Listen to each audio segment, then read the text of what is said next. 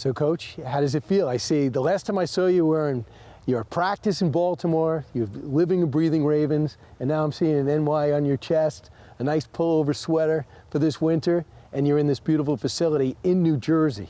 Does it feel like you're the Giants head coach yet? Well, it does. It does feel like the New York Football Giants. I mean, I got a big sign right over there that says New York Football Giants. We got the 4 trophies up here in the indoor. Right. It feels like the Giants. But you didn't grow up in New York, right? This was not your area, but what does this team mean to you? Well, I grew up as a football fan. My dad was, a football guy. So the Cleveland Browns were our team. That was one of the original teams. So the football Giants were pretty special. So we had every historical football book that you could have. Right. I mean, I read about White Tittle. I know about Tom Landry and Vince Lombardi. I mean, all that stuff was just kind of a part of our life growing up. And of course, one was the offensive coordinator, one was the defensive coordinator on this team. That's right. That's some talent. That's pretty powerful. Yeah. Not head coach. I want to be the head coach of that team. Yeah, you get a lot of trophies. But so, Coach, I was really struck. I see a lot of press conferences, and with the Giants, they've had a lot of new coach press conferences. But for you, having that job, days after being fired from another job, you seem extremely happy. And what did it mean to have your family there, your mom and dad there? It meant everything. I mean, to see mom and dad sitting in the front row. They were there 18 years ago, with my wife, and my daughter was there in Baltimore. And here we were for this next leg of the journey, so to speak, and they're with us still, doing great. Dad's still giving me the same advice, the team, good, rough, tough, physical football. That's what we've always been about. That's what we grew up with. And then my wife being there, just a new journey. And then walking in, and the players, there was a bunch of players here. They didn't have to be here. They showed up, and they were standing right there when I first walked in. It meant a lot. Those frantic days before you took the job, can you bring us inside that moment? There's certain things you have to have, right? Yeah. Well, I mean, they were great. I always kind of knew it was going to be the Giants if they wanted me. And there was a lot of great conversations with a lot of teams. I mean, I talked to every team, and they were phenomenal. And you realize, how many great people there are in this league, how many great owners, GMs. It was really awesome to get a chance to know everybody. But I just kind of always knew it was the Giants, I guess. And then when I came here on that Wednesday, when it kind of got out that I was going to be the Giant coach, we had a great day. I mean, they rolled out the red carpet, and we had good conversations. I got a chance to know the Maras and the Tisches, and I felt like, man, this is exactly what I thought it was going to be like. This is this family environment, first-class operation, the New York Giants, the history, having a chance to be in New York City, this fan base. That was all really big deal. But it can't just end at that. It can't just end with a good feeling. It had to be something that we knew we could build together the right way. And that took a couple days to sort it all out. Bill Parcells, famously, I think he said it with New England, said, if you want me to cook the meal, I got to shop for the groceries. Yeah, right. They want to let me do that. Yeah. They want you to cook the meal. Do they let you shop for the groceries? Well, yeah, it's important. It's important, but it's also a team deal. I mean, every single operation in football does it the same way. They all work together. So really, all this stuff about who makes the final decision and all that, I think it's all overblown. At least with the teams that do it right. I mean, you got to be on the same page. And we kind of came to an agreement through this whole process. It's something that we did in Baltimore, is that we're going to agree to agree. We're going to find a way to agree. You got to find a way to get on the same page about any player you bring in. It doesn't matter who somebody else drafts. It doesn't matter who you don't get. My dad told me this in recruiting way back when. It matters who you get. You got to get the right guys for your team. And if we can all come to an agreement on that pick or that signing, then we're going to be in good shape. So we're going to work together on it. It was that. It was other things that we felt like I just wanted to be, going in the front door, we all believed in the same things. 2 years ago, I saw you on the field, Ravens-Giants. Yeah. They had really no quarterback situation, playing out the string, and you always spin positively. Well, they got a local hero here. He's going to be starting, the local guy.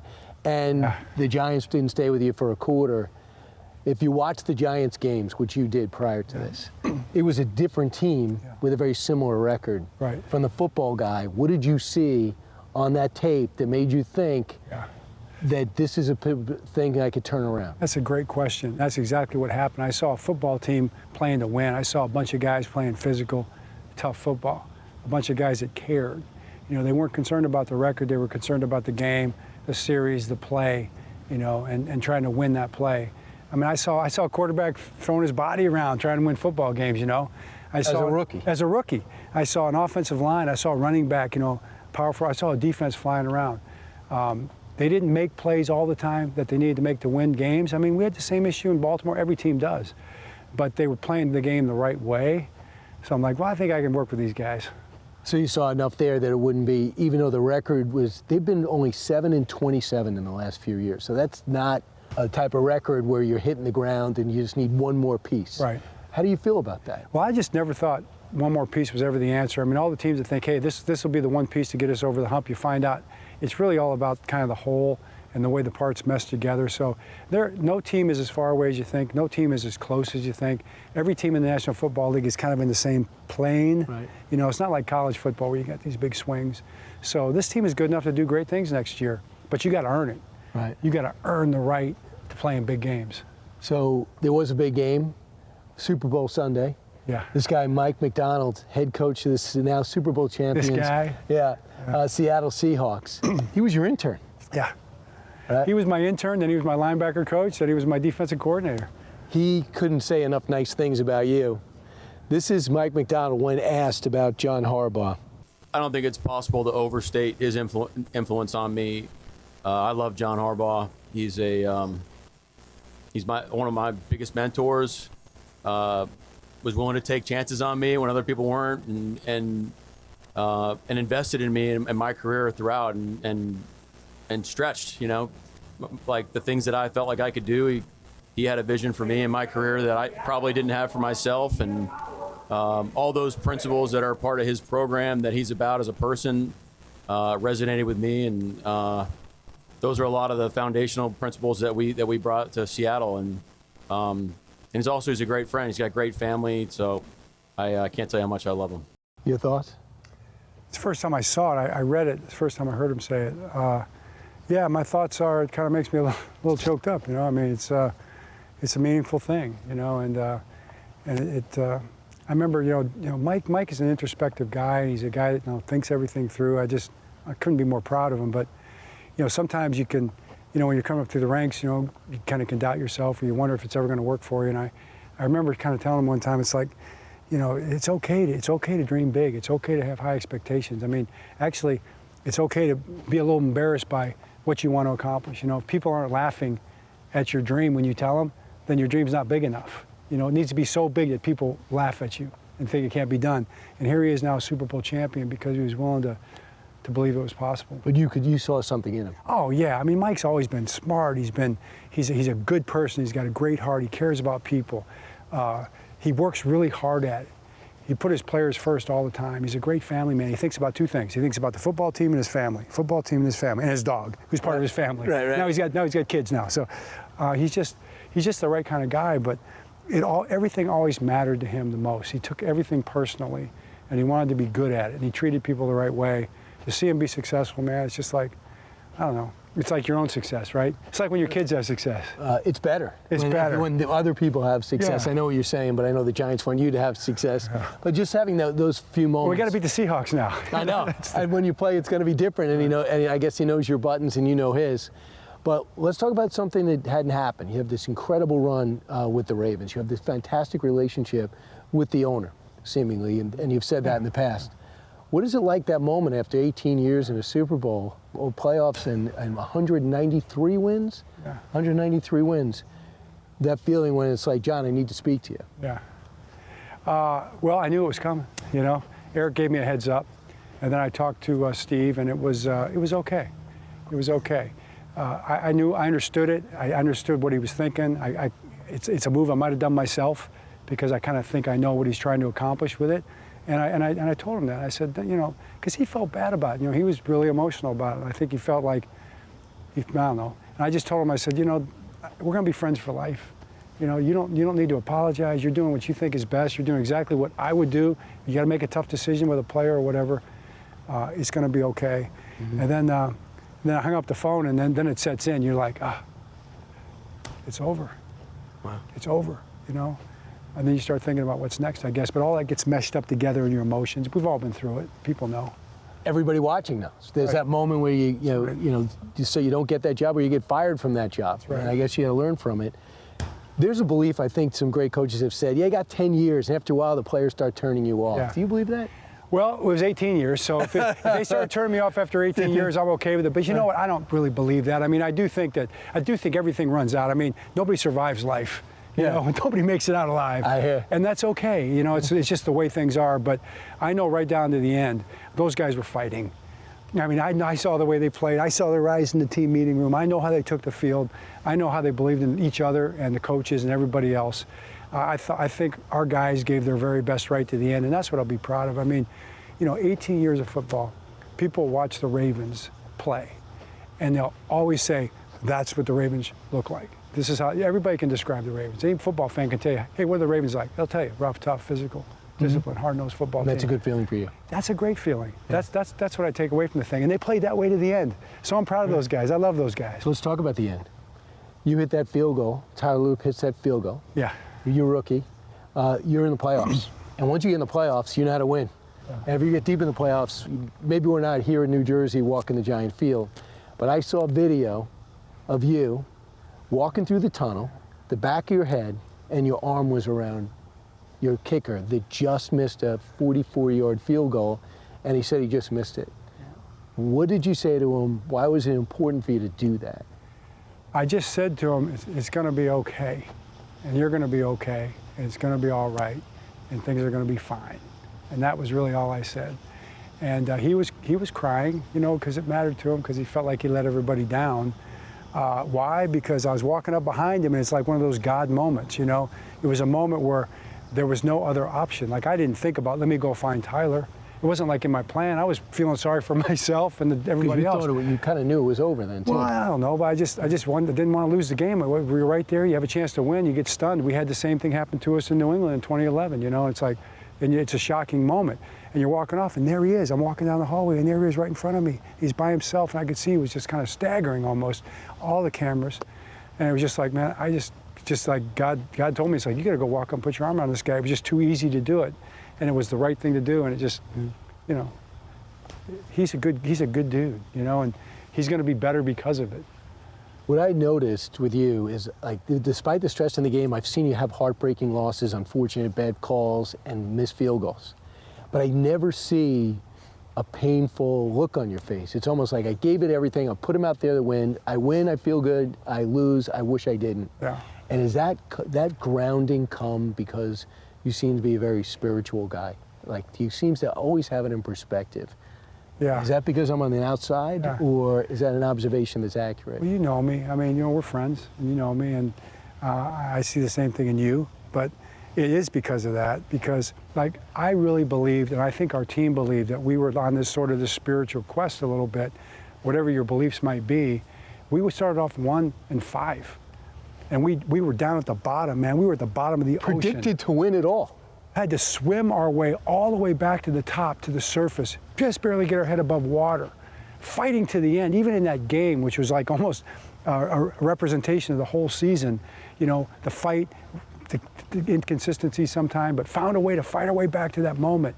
And you thought, this is the way it's supposed to go. We're going to win this game. Right. We're going to be in the playoffs. Right. We're going to have a shot. We could win the whole thing. We could be that good. You just knew that was what the plan was, maybe that God had for us. And boom, it goes wide right, and you're like, it's not what I expected. Wow. I thought we were going to come out of it. I thought we were going to surface. You know, I thought we were going to come out of it, and boom. And then you just got to kind of ask yourself, well, why? It's like, well, you know, we make our plans, God orders our steps, you know, and this is the way it is. This is the way it's supposed to be. This is the purpose somehow, some way. Interesting.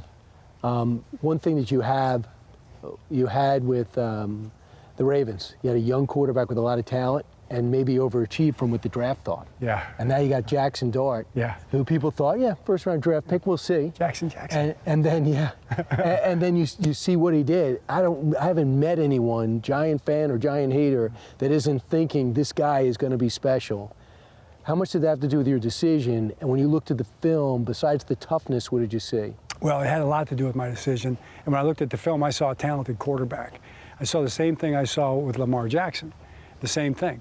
When you watch the tape, you know, even though everybody said Lamar wasn't a quarterback, not everybody, but too many people said he wasn't a quarterback, you look at the tape, you say, this is a football player, he's a quarterback. We can do something with this guy. Now we're going to have to do something nobody's ever done.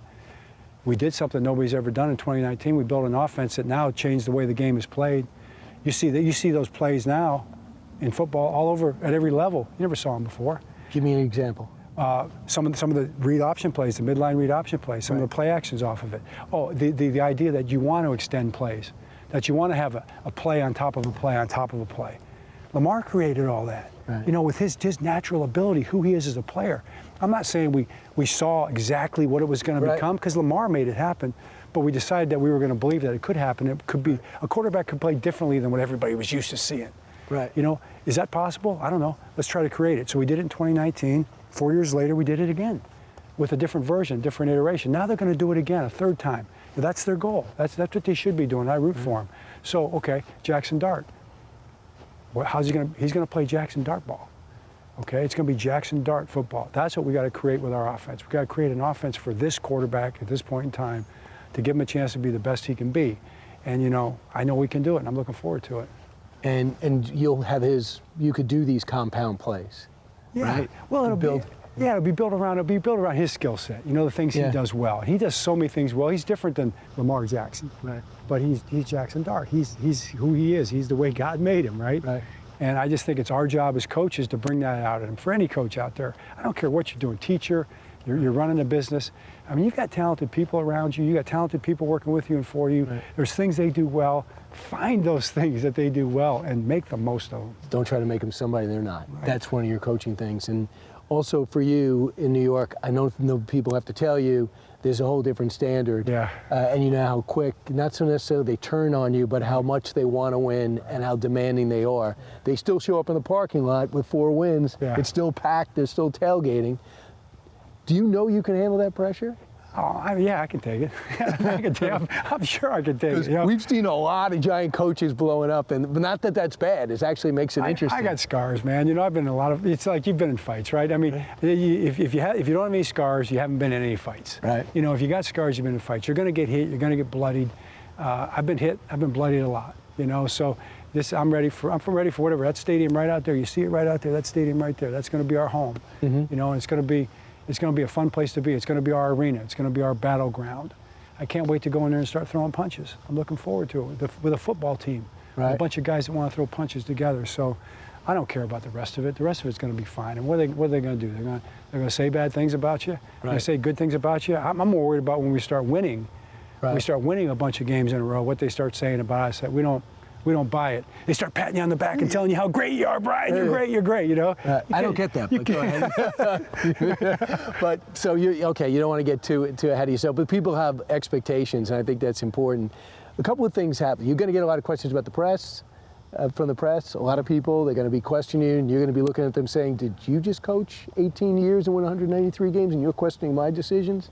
Are you going to get that from different angles, maybe instead of 2 or 3? Yeah, I mean, to me that's normal. I mean, to me, what you have to understand is that the game of football is a real life game. It's really tough, and the guys who play it are real life warriors in an athletic kind of sense, and so that's what the game's about. But the business of football is entertainment. Right. That's what pays all the bills. And if you understand that, like, it is entertainment, you're in the entertainment business in that sense, and you got an audience out there and they're a part of it. They want to be involved in it. And it's like reality TV. That's what makes it so compelling. And you're an actor in this whole thing. It's a drama. So embrace it for what it is. If they want to criticize you and say you shouldn't have gone for it on 4th and 1, it's like, that's part of the deal. You know, that's what you're in it for. Right. Let's have the conversation. And I'm gonna back down. I'll tell them what I think. Right. You know, and I'll try to be nice about it as much as I can, but we're all doing our best, so you can't really be afraid of that. Understood. So you had a chance to meet 4 presidents? I met Ronald Reagan. Right. I met President Obama. Right. And I met President Trump.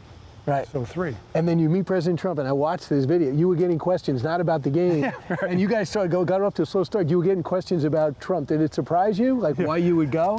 It did surprise me. Right. And was it surprising you lose your job with the Ravens and the President of the United States puts on Truth Social? If I could just paraphrase, hey, Giants, do not let this guy go. It did surprise me. What was that like? It was crazy. All of a sudden I start getting bing, bing, bing. My phone starts going off, and there it is. It's like, man, okay, I guess that's where he is the president. I guess that's what we're going to do. So what'd your parents say about that? No, about him saying to go to the Giants, they were fired up about it. I mean, we loved it. We loved meeting President Trump. We loved all of his group. It was awesome, but it's pretty cool. I mean, it just goes to show you like how blessed we are.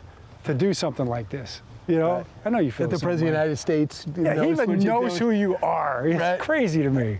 Well, it makes sense to me for him to know who you are, especially a president so engaged in sports. Yeah, yeah. I mean, he's in everything, for better or for worse. America 250 this year. You understand history, what this means, celebrating. You're going to be on the field for that, a lot of things. What do you think people should keep in mind celebrating America's 250th birthday? Oh, man. I mean, I think people should keep in mind that this is the greatest country and this is the greatest experiment in governing and the greatest experiment in society building that's ever been attempted in the history of the world. I mean, what this is about was never even comprehended in the history of the world until 1776, when these founding fathers came up with this idea. And then it was founded on some premises that they weren't ready to achieve, and we still haven't gotten there yet, but that's okay. We're fighting our way to accomplish all the things that this country was founded on. You know, we should try to do it together. That's what I think. And on the sideline, when the national anthem plays? Yeah. I'm going to be proud to be standing out there. All right. I'm a proud American. So, John, lastly, prediction. Okay. Coming season. You'll be walking into a team, four wins. What could you tell the fans? What could you tell the observers about what do you expect this year? Well, I think the thing that you can say with certainty, because nothing is certain in life, we're not given to know the future, but what you can say with certainty is that the New York Giant football team we'll get off the bus and walk into every one of those stadiums this year, and we'll expect to win the game. We'll be playing the kind of football that is winning football. We'll be playing the kind of football that's going to make the fans proud. And our plan is going to be to win every single game we play. I mean, that's the idea. And that's what we're going to be fighting for. I keep hearing the word culture. The minute you walked in the building, we have a different culture, different demands. Can you give us an idea? What do you mean by that? What does that mean? I mean, yeah, culture is such a crazy word, but it's like it's a worldview. It's a common understanding, shared understanding. It's a vision, and it's a way of looking at things. And like, I think our guys we just want a bunch of guys. I want a bunch of guys around me that love what I love, which is football. Right. I mean, we're here for football. And if you love football and you love practice and you like meetings and you like coming out on this turf, you want to be on the grass or the plastic grass.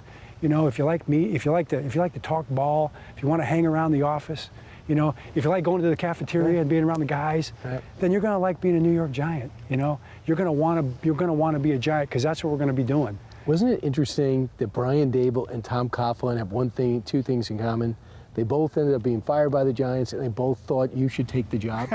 Yeah. And they said great things about the organizations. What did that mean to you? They did. It meant a lot to me because Tom Coughlin, is a hero to me. Mm-hmm. I mean, I look up to Tom Coughlin. He's one of my best friends in coaching now, and just because I look up to him, and for him, he was calling me every day, basically. He was giving me advice. He was telling me what to say. He was telling me what to think. And then Brian Daboll, I know Brian a little bit going into this operation, going into this situation, but we probably talked about it every other day. And he was telling me about the team and things, and he never said one thing about the Giants organization, the players, anybody that was negative. It was amazing. That kind of got me fired up. He's going to be a head coach again. Oh, absolutely. Yeah. So, John, one of the first times I met you, I interviewed you at the Super Bowl, and unfortunately, I think you had a great run, but you didn't make it to the Super Bowl. But they see the smile, they see the looks, and they said, we need this guy on the network working the Super Bowl coverage. And you were kind enough to come on Fox and Friends first. And then you told me, I had a problem. I'm heading right. I don't know if it's NBC or CBS or ABC, but I'm heading over. And I have no belt. I didn't. Right? So I said, I'm a 32. What are you? He's like, I think you're a 32, right? Yeah. So I gave him my belt.